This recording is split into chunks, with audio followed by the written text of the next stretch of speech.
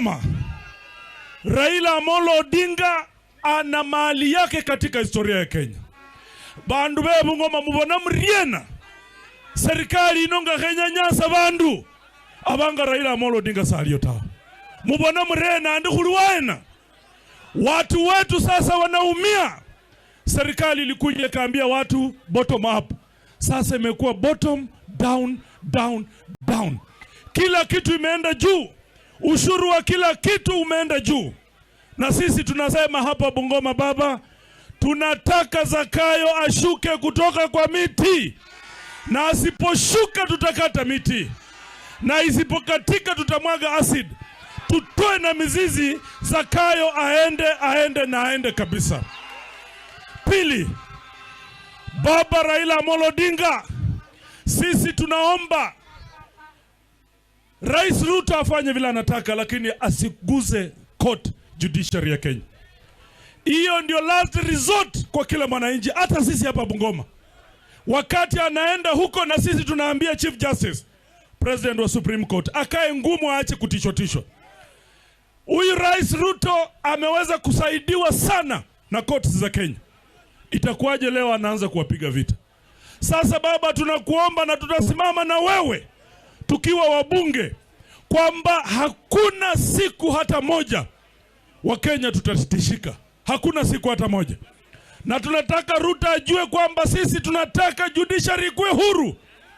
Kama wanasema iko mambo ya corruption, sisi tunajua corruption iko wapi.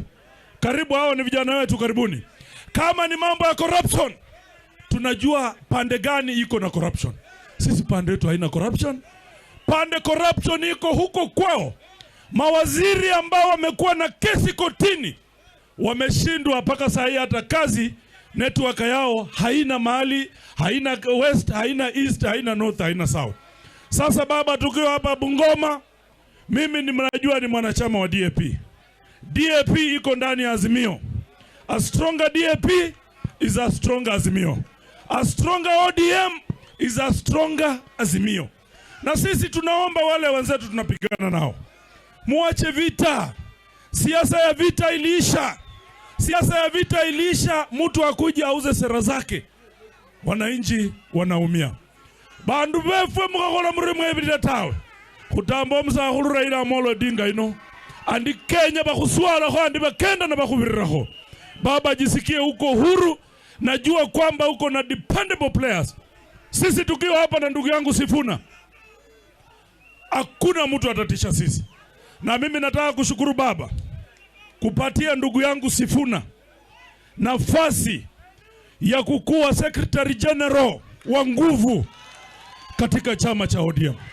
Nataka pia kukushukuru baba kwa kusaidia huyu Sifuna na huyu ndugu yangu Tim kukuwa Senator wa Nairobi na incoming governor wa Nairobi. Baba, sisi tunakushukuru sana. Hata wale wanarusha mawe, yani timu yesi muno mumupali bale, timu inazaliwa wetangula yesi mumupa kama bale. Shame on you. Asante sana. Kwanza Bungoma nataka mupigie